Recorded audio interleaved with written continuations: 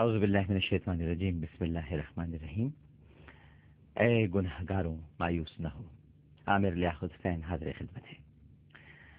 ناظرین کرام، بعض لوگ اپنے گناہوں کی وجہ سے یا گناہوں کی کثرت کی وجہ سے اللہ سبحانہ و تعالیٰ کی رحمت سے مایوس ہو جاتے ہیں اور یوں سمجھنے لگتے ہیں کہ میرے گناہ بہت ہیں، بہت زیادہ ہیں، اور شاید اللہ سبحانہ و تعالیٰ مجھے معاف نہ کرے۔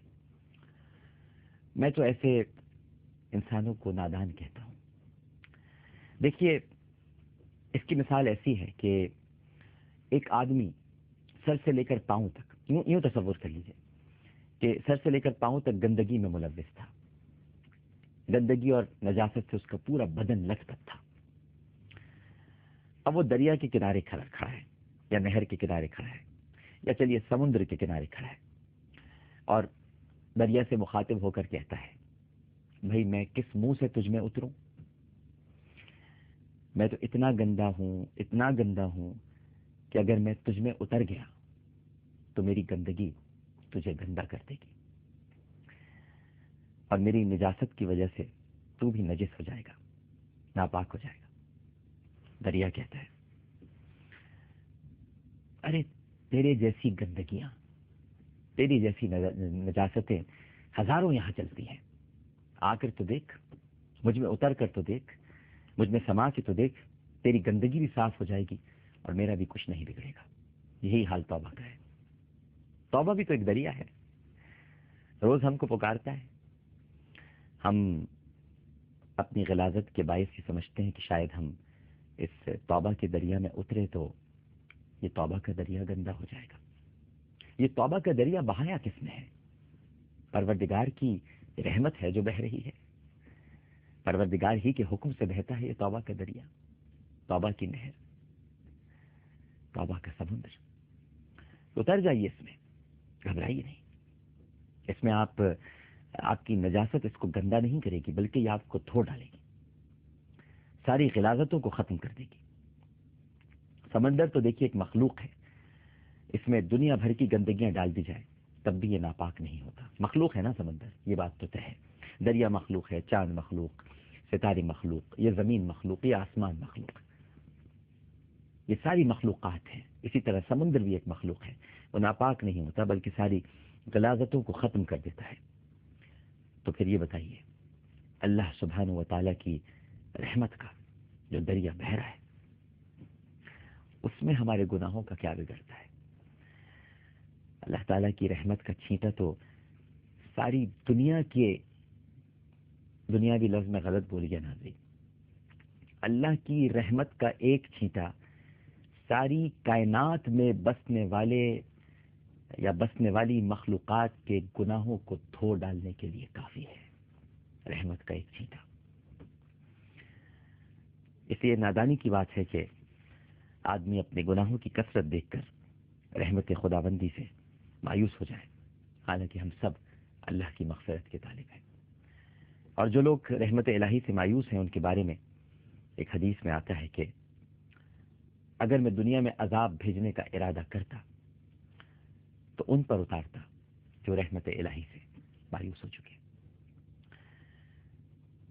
ناظرین کرام، ایک گنہگار نوجوان کا واقعہ ہے اور رحمت الہی کو بیان کرتا ہوں، بڑا دل کو چھو لینے والا واقعہ ہے۔ حضرت عمر فاروق اعظم رضی اللہ تعالی عنہ نبی کریم صلی اللہ علیہ وآلہ وسلم کی خدمت میں حاضر ہوئے۔ آپ نے وجہ پوچھی، عمر کیوں آئے؟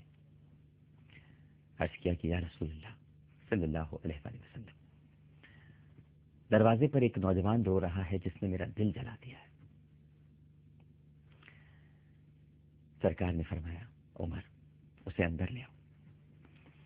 وہ نوجوان روتا ہوا اندر حاضر ہوا۔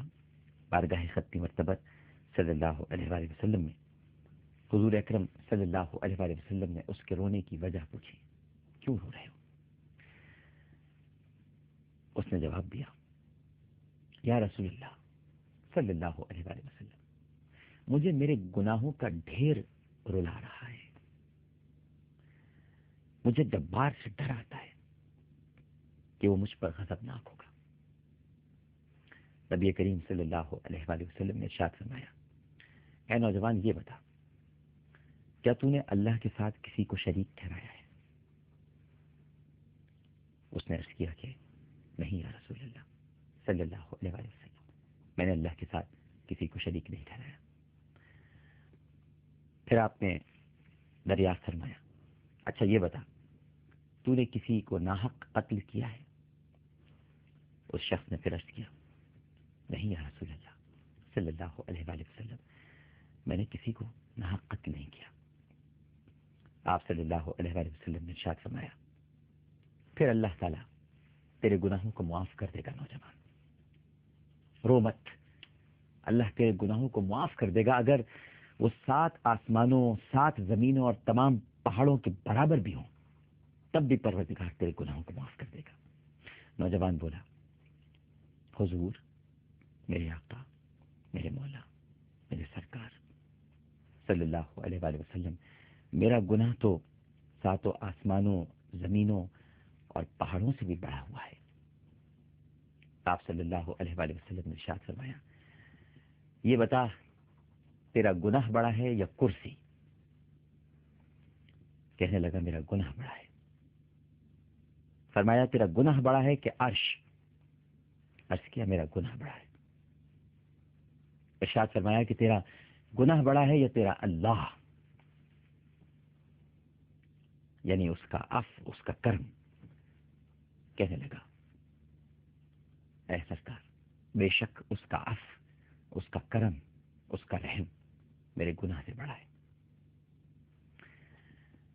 تو ارشاد فرمایا نبی کریم صلی اللہ علیہ وآلہ وسلم نے کہ گناہ عظیم کو خدائے عظیم ہی معاف فرمائے گا، جو بہت عفو اور درگزر کرنے والا ہے۔ تیرا گناہ عظیم ہے تو معاف کرنے والا بھی خدائے عظیم ہے، مت گھبرا، تیرا گناہ معاف ہو جائے گا۔ پھر آپ نے پوچھا کہ اپنے گناہ کے بارے میں بتا۔ میں چاہوں گا کہ یہاں پر ایک چھوٹا سا وقفہ لے لیں، کیونکہ نبی کریم صلی اللہ علیہ وآلہ وسلم کی بات ہے اور اس میں کنٹینیوٹی ہونی چاہیے۔ یہاں پر چونکہ ایک توقف آیا ہے، اس کو دلاسا دیا ہے سرکار نے، لیکن اب سوال کچھ اور ہو رہے ہیں۔ آپ ایک وقفے میں جائیے، انشاءاللہ ہم تھوڑی دیر بعد آپ سے ملتے ہیں اور پھر اس گفتگو کے سلسلے کو آگے بڑھاتے ہیں۔